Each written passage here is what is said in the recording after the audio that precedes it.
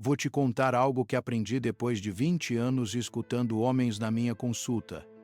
Homens que chegam com medo, com vergonha, com aquela sensação de que o corpo começou a traí-los, e se você ficar comigo até o final deste vídeo, vou revelar a verdade clínica, que a indústria farmacêutica não quer que você saiba sobre a próstata, porque é simples demais, porque não dá lucro, porque depende apenas de você e da sua disciplina diária. Mas antes disso, preciso que você faça algo por mim. Me diga nos comentários se alguma vez você sentiu que cuidar da saúde masculina era um tema proibido, invisível, algo de que não se fala, e se inscreva neste canal porque vamos falar sim, com clareza, consciência e com a dignidade que você merece. A próstata é uma glândula do tamanho de uma noz. Fica logo abaixo da bexiga, envolve a uretra como um anel protetor, e a partir dos 60 anos ela começa a crescer. É um processo natural esperado, mas que pode se tornar um problema sério se você não prestar atenção. Hiperplasia prostática benigna, prostatite crônica, câncer de próstata, essas palavras assustam, e com razão, mas o que mais me assusta como médico não é a doença em si, é a negligência, é o homem que espera sentir dor para agir, que normaliza levantar 4 vezes por noite para urinar, que acha que perder força no jato urinário é apenas envelhecer. Não é, é o corpo pedindo atenção, e você pode dar essa atenção todos os dias, com gestos simples, com escolhas conscientes, com hábitos que protegem, que previnem, que te devolvem o controle sobre a tua própria saúde. Eu vejo isso na minha prática clínica constantemente.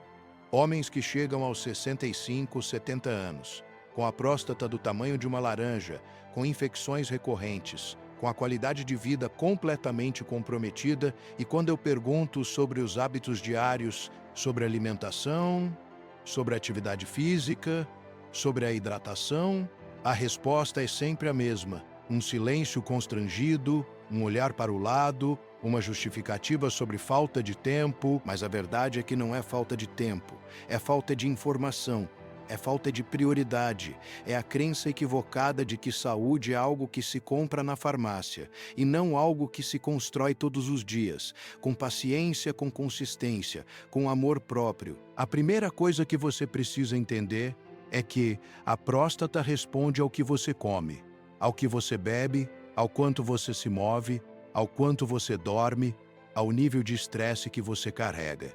Ela não é um órgão isolado. Ela faz parte de um sistema complexo, hormonal, inflamatório, vascular, e tudo isso está interligado. Quando você come alimentos ultraprocessados, ricos em gorduras saturadas, em açúcares refinados, em conservantes químicos, você está alimentando a inflamação crônica. Está criando um ambiente propício para que as células da próstata cresçam de forma desordenada. Está aumentando o risco de hiperplasia, de infecção, de transformação maligna. E não estou falando de teoria, estou falando de ciência, de estudos epidemiológicos robustos, de evidências clínicas que se acumulam há décadas. Deixa eu te contar a história de um paciente. Vou chamá-lo de Antônio, 63 anos, aposentado, vivia de churrasco no fim de semana, cerveja gelada, pão branco no café da manhã, 0 vegetais, 0 frutas, 0 fibras. Chegou no meu consultório com dificuldade para urinar, dor na região pélvica, cansaço crônico. Exame de toque retal mostrou próstata aumentada, PSA elevado, mas ainda sem sinais de malignidade. Eu poderia ter receitado um alfa-bloqueador, um inibidor de 5-alfa-redutase, e ele teria alívio temporário. Mas eu sabia que se não mudássemos a raiz do problema, estaríamos apenas adiando o inevitável.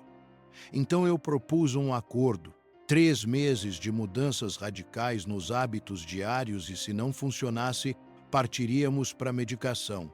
Antônio aceitou, porque ele estava com medo, porque ele tinha netos pequenos e queria vê-los crescer, porque ele finalmente entendeu que a saúde não é negociável. O que eu pedi para o Antônio fazer Não foi nada miraculoso, não foi nada que exigisse dinheiro ou tecnologia de ponta. Foi simplesmente voltar ao básico, ao que a ciência já sabe há muito tempo, mas que a gente insiste em ignorar.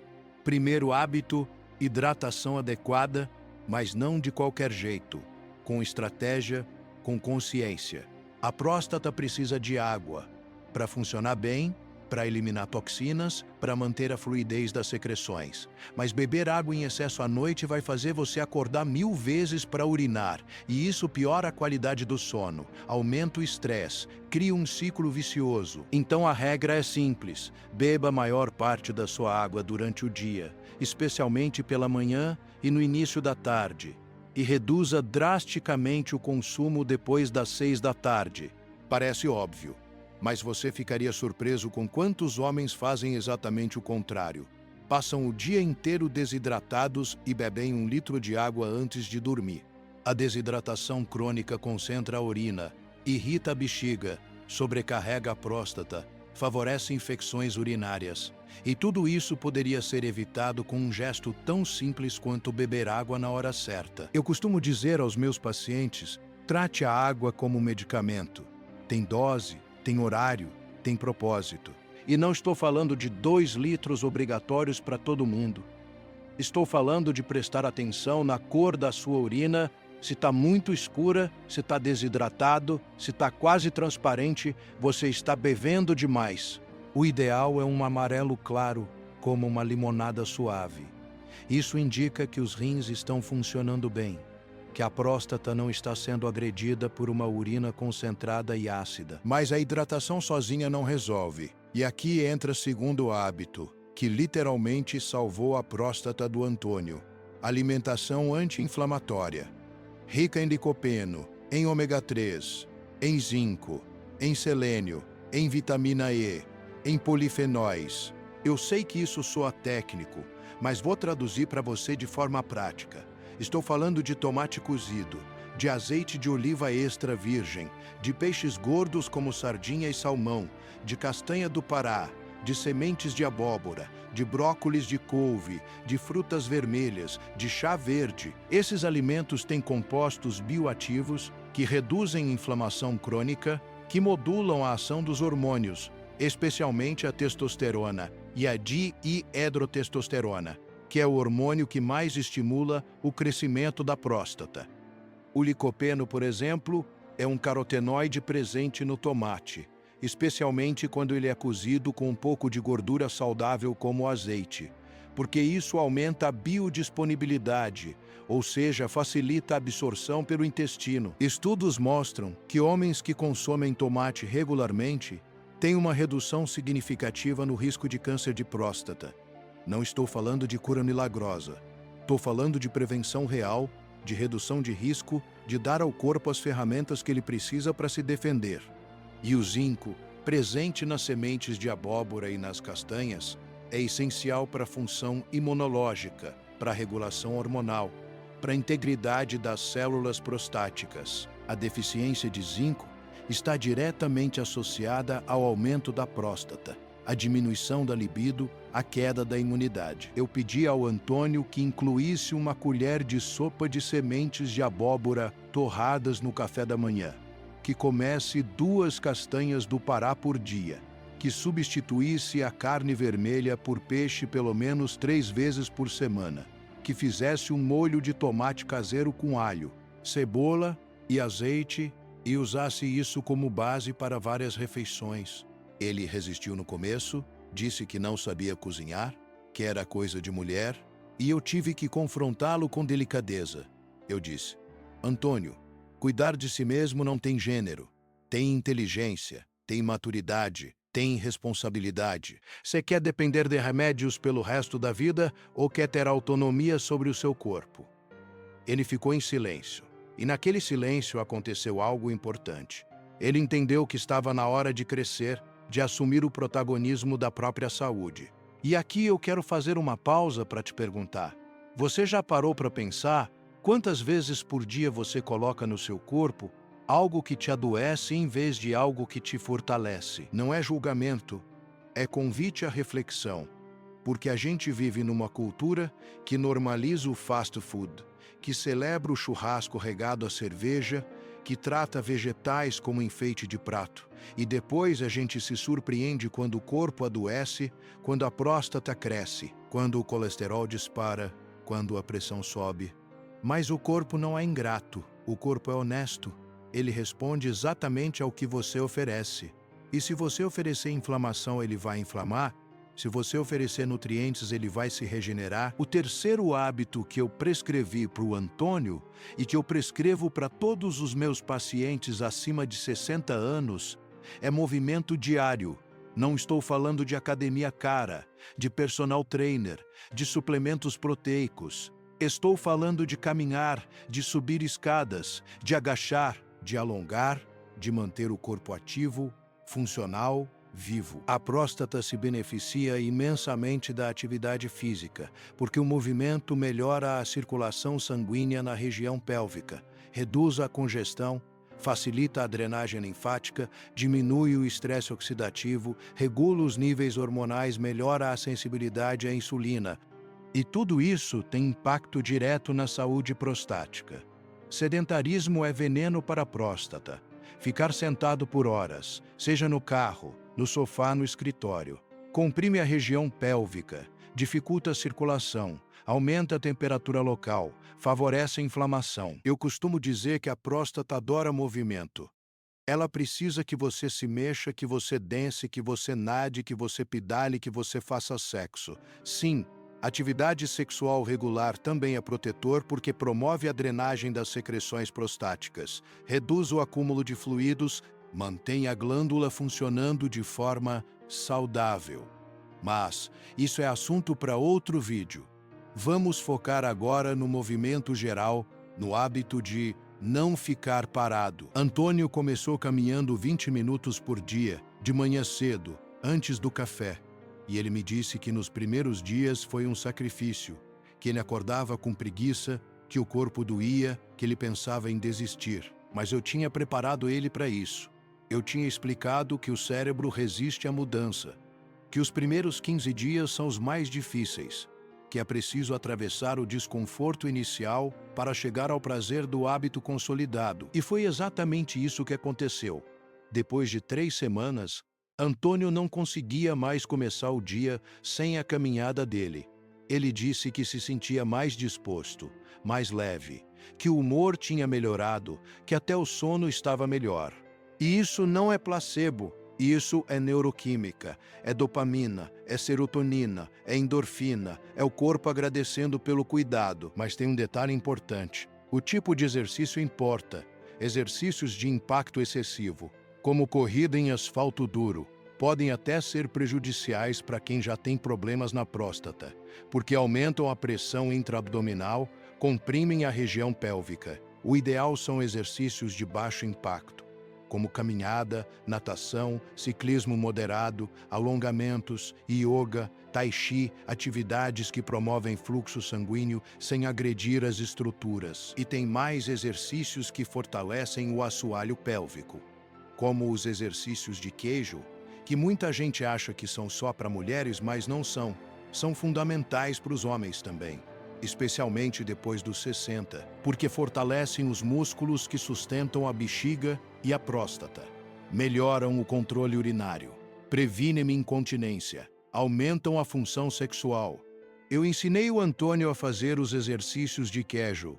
Expliquei que era simples contrair os músculos como se estivesse segurando a urina, manter por 5 segundos, relaxar, repetir 10 vezes, 3 vezes por dia. Ele ficou envergonhado no começo, riu nervoso, mas eu mantive a seriedade. Eu disse: isso aqui é medicina, é prevenção, é cuidado, não tem nada de engraçado.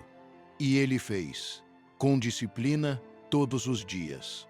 E depois de 2 meses, ele me disse que a força do jato urinário tinha melhorado, que ele não acordava mais tantas vezes à noite, que se sentia mais seguro, mais no controle do próprio corpo. O quarto hábito, e talvez um dos mais subestimados, é o sono reparador. Dormir bem não é luxo, é necessidade biológica. É quando o corpo se regenera, quando o sistema imunológico se fortalece, quando os hormônios se equilibram, quando a inflamação diminui. A privação crônica de sono aumenta os níveis de cortisol, o hormônio do estresse, e o cortisol em excesso desregula a testosterona, aumenta a resistência à insulina, promove inflamação sistêmica e tudo isso impacta negativamente a próstata. Além disso, sono ruim piora a notúria, que é essa necessidade de acordar várias vezes para urinar, criando um ciclo vicioso. Você não dorme bem porque precisa urinar, e você precisa urinar mais porque não está dormindo bem. Antônio dormia mal há anos. Ele achava normal, achava que era coisa da idade, mas não é. É consequência de hábitos ruins, de estresse não gerenciado, de alimentação inadequada, de falta de rotina. Eu orientei ele a criar um ritual de sono, desligar as telas 1 hora antes de deitar, evitar cafeína depois das 3 da tarde, jantar leve cedo, tomar um banho morno, ler algo tranquilo, manter o quarto escuro, fresco e silencioso. Parece básico, mas a maioria das pessoas não faz isso. A maioria dorme com a televisão ligada, com o celular na mão, com a barriga cheia, com a mente acelerada e depois reclama que não consegue dormir. Eu também sugeri que ele fizesse uma avaliação para a apneia do sono, porque muitos homens acima de 60 têm apneia e não sabem. E isso fragmenta o sono, reduz a oxigenação cerebral, aumenta o risco cardiovascular, piora a função metabólica.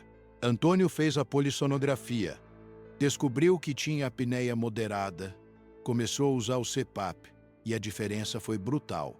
Ele diz que era como se tivesse renascido, que acordava descansado, que a energia tinha voltado, que até o humor da esposa tinha melhorado porque ele parou de roncar. E com sono melhor, a próstata também melhorou, a noctúria diminuiu, a qualidade de vida aumentou. O quinto hábito, e talvez o mais difícil de implementar numa cultura que valoriza a produtividade acima de tudo, é o gerenciamento do estresse crônico, porque o estresse não tratado é inflamatório, é imunossupressor, é hormonal, é devastador para a saúde em geral e para a próstata em particular. Quando você vive em estado de alerta constante, quando você não desliga, quando você carrega preocupações, mágoas, ressentimentos, o corpo interpreta isso como uma ameaça, ativa o sistema nervoso simpático, libera cortisol e adrenalina, contrai os músculos, incluindo os músculos da região pélvica, reduz o fluxo sanguíneo, aumenta a inflamação. E a próstata sofre com tudo isso. Eu vejo isso todos os dias. Homens que têm uma vida estressante, que não sabem dizer não, que carregam o peso do mundo nas costas, que acham que pedir ajuda é fraqueza, que reprimem emoções, que não choram, que não falam sobre o que sentem, e o corpo cobra a conta. Antônio era assim, tinha sido provedor da família a vida inteira, tinha trabalhado duro, tinha sacrificado a própria saúde em nome dos outros, e agora, aposentado, não sabia o que fazer com o tempo livre, sentia-se inútil, sentia-se invisível, e isso gerava uma angústia profunda, uma tensão constante, um estresse silencioso que corria por dentro. Eu sugeri que ele buscasse apoio psicológico, que aprendesse técnicas de respiração, de meditação, de mindfulness, que encontrasse um propósito, um hobby, uma atividade que lhe desse prazer, que lhe devolvesse o sentido de identidade. Ele resistiu, disse que isso era frescura, que homem não precisa disso, e eu tive que ser firme. Eu disse: Antônio, você pode continuar acreditando nisso e continuar adoecendo, ou pode ter a humildade de reconhecer que cuidar da mente é tão importante quanto cuidar do corpo. A escolha é sua. Ele ficou incomodado, mas algo tocou fundo, porque na consulta seguinte ele me disse que tinha começado a fazer aulas de marcenaria, que estava construindo brinquedos de madeira para os netos, que pela primeira vez em anos se sentia útil, criativo, vivo. E isso é fascinante do ponto de vista neurocientífico, quando você encontra algo que te dá prazer, que te desafia de forma positiva, que te conecta com um propósito. O cérebro libera dopamina, ocitocina, serotonina, substâncias que reduzem o estresse, que melhoram o humor, que fortalecem o sistema imunológico que modulam a inflamação. Não é espiritualismo barato, é ciência, é medicina integrativa, é entender que o ser humano é um todo, que não dá para separar corpo e mente, que tudo está conectado, que cuidar da saúde emocional é cuidar da próstata também. Agora, eu sei que você pode estar pensando, mas doutor, eu já faço algumas dessas coisas e mesmo assim tenho problemas na próstata. E eu te digo, consistência é a chave. Não adianta fazer uma vez por semana. Não adianta fazer por um mês e depois abandonar. Não adianta fazer 3 hábitos e ignorar os outros 2. É preciso integrar tudo. É preciso transformar isso em estilo de vida, em rotina, em segunda natureza. E mesmo assim, é importante entender que a genética conta, que a idade conta, que existem fatores que não estão sob o nosso controle. Mas isso não significa que devemos nos render. Significa que devemos fazer o melhor possível com o que está ao nosso alcance. Depois de 3 meses seguindo esses 5 hábitos de forma rigorosa, ele voltou ao consultório para reavaliação. Fizemos novos exames, o PSS tinha caído, a próstata tinha diminuído de tamanho, os sintomas urinários tinham melhorado significativamente. Ele estava radiante, agradecido, e eu disse para ele: Antônio, quem fez isso foi você, não fui eu. Eu só te dei informação. Você teve a coragem de agir, de mudar, de se comprometer com a sua saúde. E isso é o que faz a diferença. Ele saiu dali com a autoestima restaurada, com a sensação de controle sobre a própria vida, com a certeza de que envelhecer não precisa ser sinônimo de adoecer. Mas eu quero ser honesto com você. Nem todos os casos são assim. Tem situações em que a mudança de hábitos não é suficiente, em que é preciso medicação, em que é preciso cirurgia, em que o câncer já está instalado e é preciso tratamento agressivo. E nesses casos, os hábitos saudáveis continuam sendo fundamentais, não como substitutos do tratamento médico, mas como complemento, como suporte, como forma de melhorar a resposta ao tratamento, de reduzir os efeitos colaterais, de acelerar a recuperação, de prevenir recidivas. Então não estou aqui vendendo milagre. Estou aqui oferecendo ciência, experiência clínica, bom senso, responsabilidade. E tem um aspecto que eu ainda não abordei e que é crucial: o acompanhamento médico regular, o exame de toque retal, a dosagem do PSA, a ultrassonografia quando necessário, porque prevenção não é só hábito de vida, é também diagnóstico precoce, é detectar o problema quando ele ainda é pequeno, tratável, curável. Eu sei que muitos homens têm resistência ao exame de toque, que existe um tabu, um preconceito, uma masculinidade frágil que se sente ameaçada por um procedimento médico de rotina, e isso é trágico, porque esse medo bobo, essa vergonha infundada, mata, literalmente mata.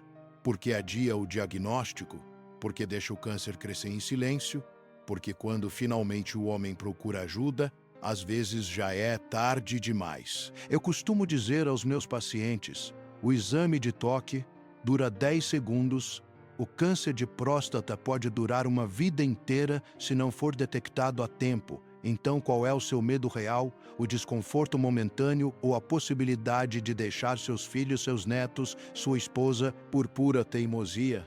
E quando eu coloco dessa forma, a maioria entende, a maioria aceita, a maioria faz o exame e muitas vidas são salvas por causa disso. Então, se você está me ouvindo e nunca fez o exame de próstata, ou faz há muito tempo, por favor, agende uma consulta. Não espere sentir sintomas, porque quando os sintomas aparecem, muitas vezes a doença já está avançada. Agora, vamos falar de algo que gera muita confusão: a relação entre atividade sexual e saúde da próstata. Porque tem muita informação errada circulando por aí. Tem quem diga que ejaculação frequente protege. Tem quem diga que prejudica. Tem quem diga que não faz diferença. E a verdade é que a ciência ainda não tem uma resposta definitiva. Mas as evidências mais recentes sugerem que sim, ejaculação regular, seja através de relação sexual ou de masturbação, parece ter um efeito protetor, especialmente contra o câncer de próstata, porque promove a renovação das secreções prostáticas. Reduz o conceio, acúmulo de substâncias potencialmente carcinogênicas, mantém a glândula ativa e saudável.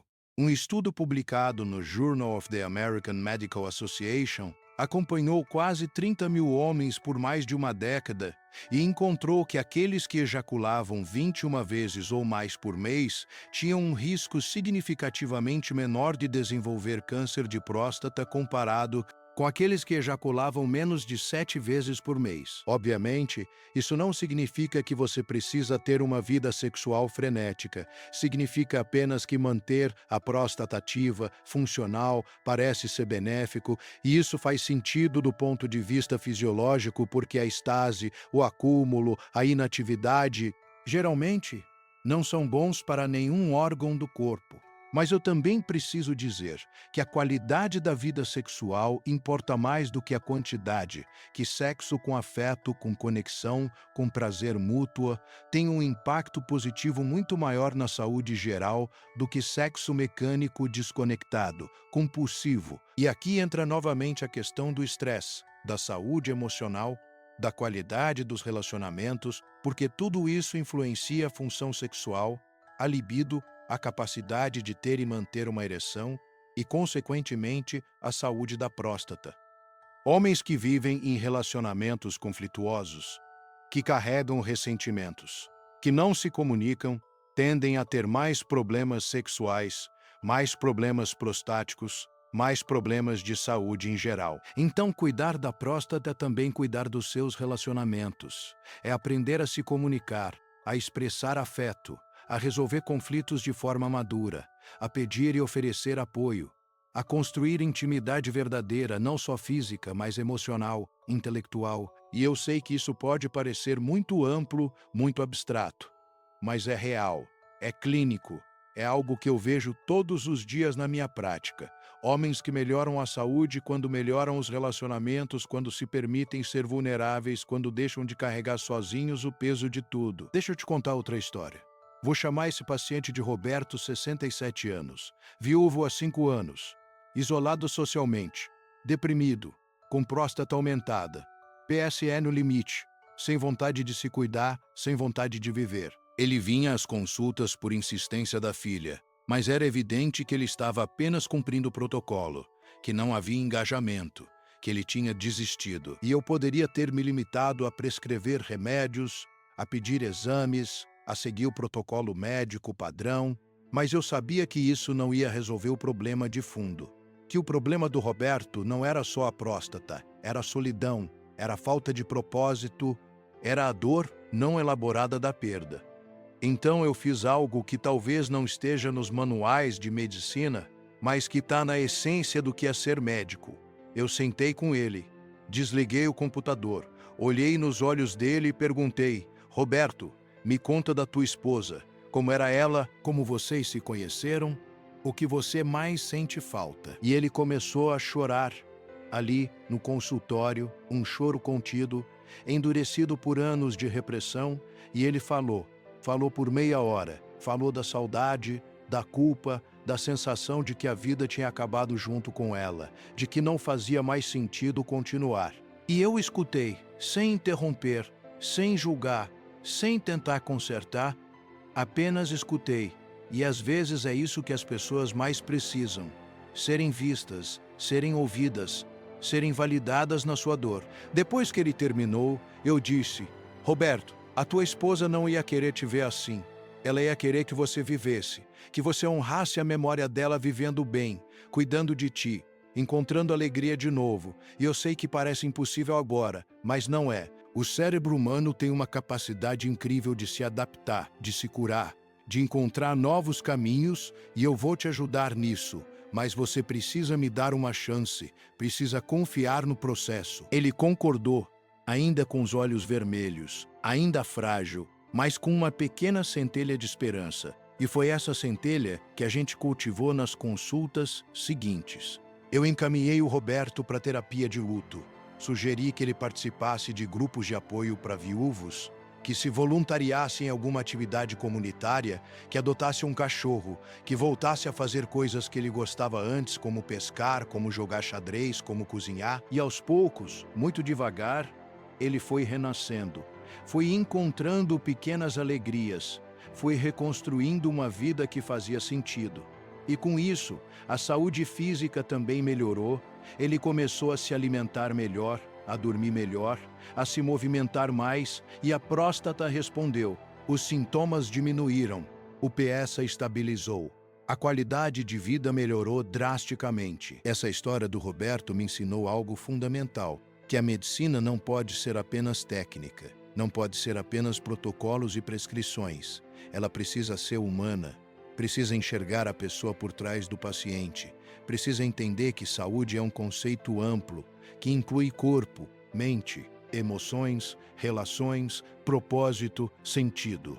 E quando a gente trata o ser humano como um todo, os resultados são infinitamente melhores do que quando a gente trata apenas o órgão doente. Agora, eu quero falar de um tema que gera muita polêmica: o uso de suplementos para a saúde da próstata. Porque o mercado está cheio de produtos que prometem milagres, que dizem que vão curar hiperplasia, que vão prevenir o câncer, que vão restaurar a função sexual. E na maioria dos casos, é marketing puro, é exploração da vulnerabilidade, é venda de esperança sem base científica sólida. Mas existem alguns suplementos que têm evidências razoáveis de benefício, como só palmeto, o licopeno concentrado, o zinco, o selênio, a vitamina D. Mas sempre, sob orientação médica, porque suplemento não é inócuo, pode ter efeitos colaterais, pode ser contraindicado em certas condições. O sal palmetto, por exemplo, é um extrato de uma planta chamada Serenoa repens. E alguns estudos mostram que ele pode ajudar a reduzir os sintomas da hiperplasia prostática benigna. Mas os resultados são modestos, não são dramáticos e não funcionam para todo mundo. O licopeno em cápsulas pode ser útil para quem não consegue consumir tomate regularmente, mas a forma natural, através da alimentação, é sempre preferível, porque vem acompanhada de outros nutrientes, de fibras, de compostos bioativos que trabalham em sinergia. O zinco e o selênio são importantes, mas o excesso pode ser tóxico. Então, a dose precisa ser ajustada individualmente, de acordo com exames laboratoriais, com a dieta, com as necessidades específicas de cada pessoa.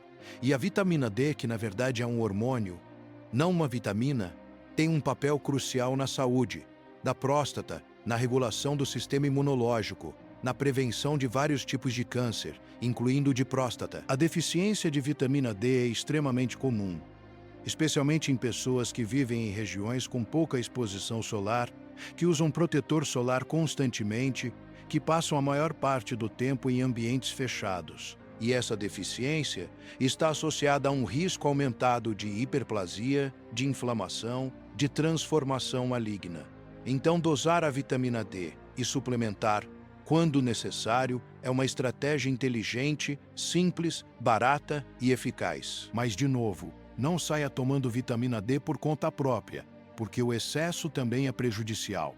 Pode causar hipercalcemia, calcificação de tecidos moles, problemas renais. A dose ideal varia de pessoa para pessoa, depende do nível sérico inicial, do peso, da idade, da presença de outras condições. Então precisa ser individualizada, precisa ser monitorada, precisa ser feita com responsabilidade. Eu também quero falar sobre um fator de risco que muita gente ignora: a obesidade, especialmente a obesidade abdominal, aquela barriga proeminente, aquela gordura visceral que se acumula ao redor dos órgãos internos. Essa gordura não é inerte, ela é metabolicamente ativa. Ela produz hormônios, citocinas inflamatórias. Ela desregula o metabolismo da glicose. Ela aumenta a resistência à insulina. Ela eleva os níveis de estrogênio. E tudo isso tem impacto negativo na próstata. Homens obesos têm maior risco de hiperplasia, maior risco de câncer de próstata, maior risco de câncer agressivo maior risco de recidiva pós-tratamento. Então, perder peso, especialmente a gordura abdominal, é uma das melhores coisas que você pode fazer pela sua próstata. E não estou falando de dietas milagrosas, de jejum intermitente radical, de suplementos emagrecedores. Estou falando de déficit calórico moderado, de alimentação equilibrada, de atividade física regular, de sono adequado, de gerenciamento do estresse, ou seja, dos mesmos 5 hábitos que eu já mencionei. Porque tudo está conectado, porque saúde é um sistema integrado, porque não dá para tratar uma coisa isoladamente e ignorar o resto. E tem outro fator importante, o consumo de álcool, porque o álcool é tóxico para a próstata, ele aumenta a inflamação, ele desregula os hormônios, ele sobrecarrega o fígado, que é o órgão responsável por metabolizar e eliminar o excesso de estrogênio. E quando o fígado não funciona bem, o estrogênio se acumula, e o estrogênio em excesso estimula o crescimento da próstata. Além disso, o álcool é diurético, ele aumenta a produção de urina, ele irrita a bexiga, ele piora os sintomas urinários. Então, se você tem problemas na próstata e continua bebendo regularmente, você está sabotando a sua própria saúde. Eu não estou dizendo que você nunca mais pode tomar uma cerveja, que nunca mais pode brindar numa festa. Estou dizendo que o consumo precisa ser moderado, eventual, consciente, não pode ser diário, não pode ser em grandes quantidades, não pode ser uma forma de lidar com o estresse, com a tristeza, com a solidão. Porque aí vira dependência, vira problema, vira doença. E se você percebe que tem dificuldade de controlar o consumo de álcool, procure ajuda, não tenha vergonha. Alcoolismo é doença, não é fraqueza de caráter, e tem tratamento, tem suporte, tem recuperação possível. O mesmo vale para o tabagismo.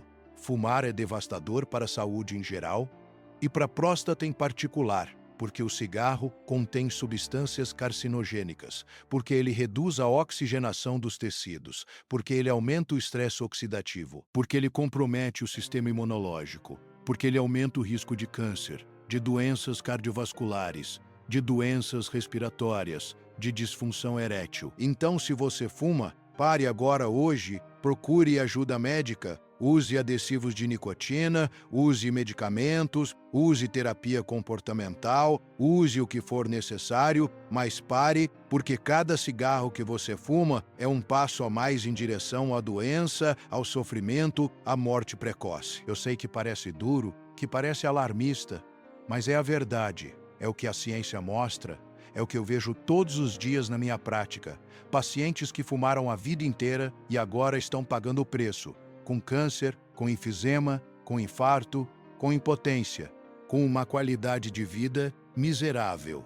E o pior é que tudo isso poderia ter sido evitado se eles tivessem parado a tempo, se eles tivessem tido a coragem de mudar, se eles tivessem se amado o suficiente para cuidar de si mesmos. E isso me leva a um ponto fundamental, a motivação para mudar. Porque informação sozinha não basta. Eu posso te dar todos os dados do mundo, todas as evidências científicas, todos os argumentos lógicos, mas se você não tiver uma motivação interna forte, se você não tiver uma razão emocional profunda, você não vai mudar, você vai continuar nos mesmos padrões, você vai continuar se sabotando. Então eu te pergunto, qual é a tua motivação? Por que você quer cuidar da tua próstata? Por que você quer viver mais, viver melhor? É pelos teus filhos, pelos teus netos, pela tua esposa, por ti mesmo, pelos projetos que você ainda quer realizar, pelas viagens que você ainda quer fazer, pelos livros que você ainda quer ler, pelo simples prazer de estar vivo, de sentir o sol na pele, de ouvir uma música, de abraçar alguém que você ama. Encontre a tua motivação. Escreve ela num papel. Coloca num lugar visível. Lembra dela todos os dias, especialmente nos dias difíceis, nos dias em que a preguiça bate, nos dias em que a tentação aparece, nos dias em que você pensa em desistir. Porque a jornada da saúde não é linear. Tem altos e baixos, tem dias bons e dias ruins, tem recaídas, tem frustrações, mas o que importa é a direção geral, é a consistência ao longo do tempo, é levantar toda vez que você cai, é recomeçar toda vez que você falha, é ter compaixão por si mesmo, É entender que você é humano, que você não é perfeito e que tá tudo bem, desde que você não desista. Eu quero voltar agora a um aspecto prático que gera muita dúvida. A frequência ideal de ejaculação para a saúde da próstata, porque eu mencionei aquele estudo que sugere 21 vezes por mês, mas isso não é uma regra rígida, não é uma prescrição médica, é uma associação estatística encontrada naquela população específica, naquele contexto específico. O que importa é que a próstata seja drenada regularmente, que não haja acúmulo prolongado de secreções, mas a frequência ideal varia de pessoa para pessoa, depende da idade, da libido, da saúde geral, da presença ou não de um parceiro, de questões culturais, religiosas, pessoais. Alguns homens têm libido alta e ejaculam naturalmente com frequência. Outros têm libido mais baixa e ejaculam menos, e ambos podem ser saudáveis desde que não haja sintomas, desde que não haja desconforto, desde que a próstata esteja funcionando bem. O problema é quando há abstinência prolongada não por escolha, mas por disfunção, por medo, por vergonha, por falta de parceiro e relutância em se masturbar por questões morais ou religiosas, porque aí pode haver acúmulo, congestão, inflamação. E aqui eu preciso ser claro: masturbação é um comportamento sexual normal, saudável, não causa nenhum mal, não causa nenhuma doença, pelo contrário, pode ser benéfico para a saúde prostática, para o alívio do estresse, para autoconhecimento corporal. Mas vivemos numa cultura que ainda carrega muitos tabus em relação à sexualidade, especialmente a sexualidade masculina na terceira idade, como se homens mais velhos não tivessem desejo, não tivessem necessidades, não tivessem direito ao prazer. Isso é um absurdo, é uma forma de discriminação, de invisibilização, de negação da humanidade plena dessas pessoas. Sexualidade não tem prazo de validade. Ela se transforma ao longo da vida, muda de intensidade, muda de expressão, mas não desaparece, e não desaparece, e não deveria ser motivo de vergonha, de piada, de silenciamento. Então, se você é um homem mais velho e ainda tem desejo sexual, celebre isso, cuide disso, viva isso com responsabilidade, com respeito, com prazer, seja sozinho ou acompanhado. E se você tem dificuldade, se tem disfunção erétil, se tem falta de libido, procure ajuda médica, porque muitas vezes isso tem solução, seja através de medicamentos, de terapia hormonal, de psicoterapia, de mudanças no estilo de vida. Não aceite passivamente a ideia de que é normal perder a função sexual com a idade, porque não é. Pode ser comum, mas não é inevitável, e muitas vezes é tratável. E aqui eu quero fazer uma conexão importante: a relação entre saúde cardiovascular e saúde prostática, porque elas estão intimamente ligadas, porque os mesmos fatores de risco que causam doença cardiovascular, como hipertensão, diabetes, colesterol alto, obesidade, sedentarismo, tabagismo, também afetam a próstata, também afetam a função sexual, porque tudo depende de boa circulação sanguínea, de vasos saudáveis, de um coração forte, de um metabolismo equilibrado. Então, quando você cuida do coração, você está cuidando da próstata. Quando você cuida da próstata, você está cuidando do coração. É um sistema integrado, é uma saúde integral. E isso significa que os 5 hábitos que eu descrevi, hidratação, alimentação anti-inflamatória, sono, gerenciamento do estresse, não são bons apenas para a próstata, são bons para tudo, para o cérebro, para os rins, para o fígado, para os pulmões, para as articulações, para a pele, para o humor, para a longevidade, para a qualidade de vida. Não existe uma pílula mágica que resolva tudo, mas existe um estilo de vida que protege, que previne, que promove saúde de forma abrangente, duradoura, sustentável. Eu quero agora abordar um tema delicado, mas necessário, que é a resistência masculina em procurar ajuda médica, em admitir vulnerabilidade, em aceitar que algo não está bem, porque essa resistência mata, literalmente mata, porque adia diagnósticos, porque permite que doenças avancem, porque transforma problemas simples em problemas complexos. E essa resistência não é genética, não é biológica, é cultural, é aprendida, é resultado de uma socialização que ensina os meninos desde cedo que homem não chora, que homem não reclama, que homem aguenta dor, que pedir ajuda é sinal de fraqueza. Mas isso é uma mentira cruel, uma mentira que adoece, que mata, que destrói famílias, que deixa órfãos, que deixa viúvas, que causa sofrimento desnecessário. Pedir ajuda é sinal de inteligência, de maturidade, de amor próprio, de responsabilidade com quem te ama, com quem depende de você, com a tua própria vida. Então, se você é homem e está lendo isso, ou se você é mulher e está lendo isso, pensando no teu pai, no teu marido, no teu irmão, no teu filho, por favor, quebre esse ciclo, quebre esse silêncio, incentive a busca por ajuda, normalize o cuidado, celebre a vulnerabilidade como coragem, não como fraqueza. E para as mulheres que estão me ouvindo, que são a maioria da minha audiência, eu sei que muitas de vocês carregam a responsabilidade de cuidar da saúde dos homens ao seu redor. Que vocês são as que marcam as consultas, que lembram dos remédios, que insistem para que eles se cuidem. E eu reconheço isso, eu valorizo isso, mas eu também quero te dizer que você não pode assumir sozinha essa responsabilidade. Que o homem adulto precisa ser protagonista da própria saúde. Que você pode apoiar, pode incentivar, pode acompanhar, mas não pode substituir, não pode infantilizar, não pode assumir um papel maternal que, na verdade, perpetua a imaturidade emocional dele. Então, o convite é para que vocês conversem, para que vocês dividam responsabilidades, para que vocês construam juntos uma cultura de cuidado mútuo, onde ambos se preocupam com a saúde um do outro, onde ambos se apoiam, onde ambos se responsabilizam. E se o homem ao teu lado resiste, se ele minimiza, se ele nega, seja firme, seja clara, diga que você precisa dele vivo, que você precisa dele saudável, que você não vai aceitar passivamente a negligência dele com a própria vida. Que isso também te afeta, que isso também dói em você. Agora, vamos falar de algo muito prático, como implementar esses 5 hábitos no dia a dia, porque uma coisa é saber o que fazer, outra coisa é transformar conhecimento em ação, é criar rotina, é vencer a inércia, é lidar com as resistências internas e externas. O primeiro passo é começar pequeno. Não tente mudar tudo de uma vez, não tente ser perfeito, escolha um hábito, o mais fácil para você, e foque nele por 2 semanas até que ele se torne automático, até que você não precise mais pensar para fazer, até que ele se integre naturalmente na sua rotina.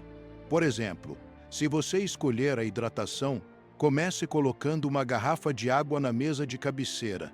E ao acordar, antes de fazer qualquer outra coisa, beba um copo de água todos os dias, sem exceção, durante 2 semanas. Depois que isso virar hábito, adicione outro momento de hidratação, no meio da manhã, depois no meio da tarde e assim por diante, construindo aos poucos, sem pressa, sem pressão, com gentileza consigo mesmo. Se você escolher alimentação, não tente fazer uma revolução alimentar da noite para o dia. Comece incluindo um alimento protetor por dia, por exemplo, 2 castanhas do Pará no café da manhã. Durante 2 semanas, depois adicione um tomate cozido no almoço, depois um punhado de sementes de abóbora no lanche. E assim você vai construindo um padrão alimentar mais saudável, sem sofrimento, sem sensação de privação, sem radicalismo, que não se sustenta. Se você escolher o movimento, comece com 10 minutos de caminhada por dia. Só 10 minutos. Qualquer pessoa consegue, e faça isso todos os dias, na mesma hora, de preferência de manhã, para que vire parte da rotina matinal, como escovar os dentes, como tomar café, como ler o jornal. Depois de 2 semanas, aumente para 15 minutos, depois para 20, e assim você vai progredindo de forma gradual, sustentável, sem risco de lesão, sem esgotamento, sem desistência. Se você escolher o sono, comece ajustando só uma coisa. Por exemplo, desligar a televisão meia hora antes do horário habitual de dormir e usar esse tempo para ler, para conversar, para relaxar durante 2 semanas, depois adicione outro ajuste. Como evitar cafeína depois das 3 da tarde? E assim você vai construindo um ritual de sono saudável, passo a passo, sem tentar fazer tudo de uma vez. E se você escolher o gerenciamento do estresse, comece com 5 minutos de respiração consciente por dia, senta confortavelmente, fecha os olhos e respira fundo. Lento, prestando atenção no ar, entrando e saindo. Só isso. 5 minutos todos os dias, durante 2 semanas. E você vai perceber que isso já faz uma diferença enorme na ansiedade, na qualidade do sono, na clareza mental, na capacidade de lidar com os desafios do dia a dia. O segredo não é a intensidade, é a consistência. É fazer pouco, mas fazer todos os dias. É construir uma rotina sólida. É criar uma identidade nova, de alguém que se cuida, de alguém que se valoriza, de alguém que escolhe a saúde todos os dias, em pequenos gestos, em pequenas decisões, em pequenas vitórias, que se acumulam ao longo do tempo e transformam a vida. E tem um recurso poderoso que eu sempre recomendo, que é o diário de hábitos, onde você registra todos os dias se fez ou não cada hábito, não para se julgar, não para se punir, mas para ter consciência, para ver o progresso, para identificar padrões, para celebrar as conquistas. Pode ser um caderno simples, pode ser um aplicativo no celular, pode ser uma planilha, o formato não importa. O que importa é o ato de registrar, de prestar atenção, de se responsabilizar. E quando você falhar, porque você vai falhar, todo mundo falha, não use isso como desculpa para desistir. Não entre na espiral da culpa, do tudo ou nada, do já que eu falhei hoje, vou falhar o resto da semana. Não, falhou hoje, recomeça amanhã. Simples assim, sem drama, sem julgamento, com compaixão, com a compreensão de que mudança de hábito é um processo, não um evento, é uma jornada, não um destino. Eu também quero falar sobre o papel do ambiente, porque o ambiente influencia poderosamente os nossos comportamentos. Se você quer beber mais água, deixa a garrafa visível, acessível. Se você quer comer melhor, enche a geladeira de alimentos saudáveis. E tira de casa os ultraprocessados se você quer se movimentar mais. Deixa o tênis de caminhada na porta. Se você quer dormir melhor, tira a televisão do quarto. Se você quer reduzir o estresse, cria um cantinho de silêncio, de tranquilidade, onde você possa se recolher, respirar, meditar. O ambiente não determina, mas facilita ou dificulta. Então, organiza o teu ambiente para que ele trabalhe a teu favor, para que ele te lembre dos teus objetivos, para que ele torne as escolhas saudáveis mais fáceis e as escolhas prejudiciais mais difíceis. E isso inclui também o ambiente social, as pessoas com quem você convive, porque se você está cercado de pessoas que te incentivam, que te apoiam, que também estão buscando saúde, fica muito mais fácil. Mas se você está cercado de pessoas que te sabotam, que te criticam, que te tentam, fica muito mais difícil. Então escolha bem as tuas companhias, busque grupos de apoio, comunidades de pessoas com objetivos semelhantes. Compartilhe a tua jornada, peça ajuda, ofereça ajuda, porque saúde se constrói também em rede, em conexão, em pertencimento, não apenas em esforço individual isolado. Agora eu quero te dar um exemplo concreto de como seria um dia ideal, seguindo os 5 hábitos. Não para que você copie exatamente, mas para que você visualize, para que você entenda como isso se integra na vida real. Você acorda e antes de pegar o celular, antes de ligar a televisão, você bebe um copo de água que estava na mesa de cabeceira, você se levanta, faz alguns alongamentos suaves, respira fundo algumas vezes, agradece por mais um dia e vai preparar o café da manhã, que inclui uma fruta fresca, 2 castanhas do Pará, um ovo cozido ou mexido, um pão integral com azeite, um chá verde. Depois do café, você se veste, calça o tênis e sai para caminhar 20 minutos, respirando o ar da manhã, observando a natureza, cumprimentando os vizinhos, sem pressa, sem celular, apenas presente, apenas vivo. Volta para casa, toma banho e segue com as atividades do dia. mas ao longo do dia você presta atenção na hidratação. Bebe água no meio da manhã, no meio da tarde, e no almoço você come uma salada colorida, um peixe grelhado ou frango, um arroz integral, feijão, legumes cozidos. E de sobremesa uma fruta. À tarde, se bater aquela vontade de comer algo, você come um punhado de sementes de abóbora, ou uma maçã com pasta de amendoim. Algo nutritivo que sacia, que nutre, não um salgadinho, não um doce industrializado. No final da tarde, você faz os exercícios de Kegel, discretamente, enquanto assiste televisão ou lê 3 séries de 10 repetições, fortalecendo o assoalho pélvico. No jantar, você come leve, uma sopa de legumes, uma omelete com vegetais, um peixe com salada, algo que não sobrecarregue a digestão, e depois do jantar você desliga a televisão, desliga o celular, toma um banho morno, lê um livro, conversa com a esposa. Faz os 5 minutos de respiração consciente e vai para a cama num horário regular, num quarto escuro, fresco, silencioso, e dorme profundamente, reparadoramente, acordando no dia seguinte renovado. Pronto para recomeçar. Isso é possível, isso é real, isso não é utopia, isso é escolha, isso é prioridade, isso é amor próprio, isso é responsabilidade, isso é maturidade, isso é saúde. E se você fizer isso na maioria dos dias, não precisa ser perfeito, não precisa ser todos os dias, mas na maioria dos dias, você vai ver a diferença, você vai sentir a diferença. Nos exames, nos sintomas, na disposição, no humor, na qualidade de vida. Eu quero agora te falar sobre algo que muitos médicos não falam, mas que eu considero fundamental, que é a espiritualidade. Não necessariamente religião, mas espiritualidade no sentido de conexão com algo maior do que você, de propósito, de sentido, de transcendência, de compaixão, de amor. Estudos mostram que pessoas que têm uma vida espiritual ativa, que praticam gratidão, que meditam, que oram, que se conectam com a natureza, que cultivam valores como generosidade, perdão, compaixão, têm melhor saúde física, melhor saúde mental, vivem mais, vivem melhor, têm mais resiliência diante das adversidades. E isso não é magia, isso é neurociência, é psiconeuroendocrinologia.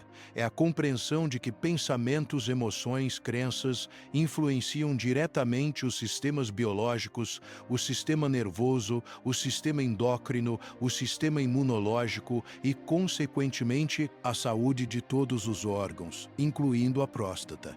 Então, cultivar uma vida espiritual, seja lá o que isso signifique para você, é também uma forma de cuidar da saúde, de prevenir doenças, de promover bem-estar. E isso pode ser tão simples quanto começar o dia agradecendo por 3 coisas boas na sua vida, ou terminar o dia refletindo sobre o que você fez de bom para alguém, ou passar alguns minutos em silêncio, em contemplação, em conexão com a natureza, ou participar de uma comunidade, de um grupo, onde você se sinta acolhido, valorizado, parte de algo maior. Não precisa ser complicado, não precisa ser dogmático, precisa apenas ser genuíno, precisa apenas fazer sentido para você. Eu estou chegando ao final deste encontro, e eu quero resumir a mensagem central. Cuidar da próstata depois dos 60 anos. Não é complicado, não é caro, não é impossível. É uma questão de informação, de decisão, de disciplina, de consistência, de amor próprio. Os 5 hábitos que eu compartilhei com você: hidratação estratégica, alimentação anti-inflamatória, movimento diário, sono reparador, gerenciamento do estresse, são ferramentas poderosas, cientificamente comprovadas, clinicamente testadas, acessíveis a qualquer pessoa, e eles não protegem apenas a próstata. Eles protegem a vida toda. Eles promovem saúde integral, longevidade com qualidade, dignidade no envelhecimento. Mas nada disso funciona se você não agir, se você não decidir, se você não assumir a responsabilidade pela tua própria saúde. Então o desafio que eu te proponho para esta semana é o seguinte: escolha um dos 5 hábitos. aquele que faz mais sentido para você agora, aquele que parece mais fácil de implementar, e comprometa-se a praticá-lo todos os dias durante 7 dias, só 7 dias, sem desculpas, sem exceções, e observe o que acontece. Observe como você se sente, observe as mudanças, por menores que sejam, e depois me conta nos comentários. Compartilhe a tua experiência, porque isso inspira outras pessoas, porque isso cria uma rede de apoio, porque isso fortalece a todos nós. E se você chegou até aqui, se você me ouviu durante todo esse tempo, eu te agradeço profundamente, porque isso mostra que você se importa, que você está disposto a aprender, a mudar, a crescer, e isso é raro, isso é valioso, isso é digno de celebração. Então se inscreva neste canal, ative o sininho para receber as notificações, compartilhe este vídeo com outros homens que precisam ouvir essa mensagem, com as mulheres que amam esses homens, porque informação de qualidade salva vidas, e juntos nós podemos criar uma cultura de cuidado, de prevenção, de saúde consciente. Deixa aqui nos comentários qual hábito você vai começar, qual é a tua maior dificuldade, qual é a tua dúvida, porque eu leio todos os comentários, eu respondo sempre que possível, e a tua participação enriquece esse espaço, transforma esse canal numa comunidade viva, pulsante, acolhedora. E se você tem um pai, um marido, um irmão, um amigo que está negligenciando a saúde da próstata, manda esse vídeo para ele e fala que é importante, que você se importa, que você quer ele bem, porque às vezes a gente precisa de um empurrãozinho, de um incentivo, de alguém que acredite na gente, antes mesmo da gente acreditar em si mesmo. Eu sou o Dr. Carlos Campillo e eu dedico a minha vida a cuidar de pessoas, a educar, a prevenir, a promover saúde, com ciência, com ética, com humanidade, e eu espero ter contribuído de alguma forma para a tua jornada hoje. Até o próximo vídeo. Cuida-te bem, porque você merece, porque as pessoas que te amam merecem ter você por perto por muitos e muitos anos, com saúde, com alegria, com dignidade, com vida plena.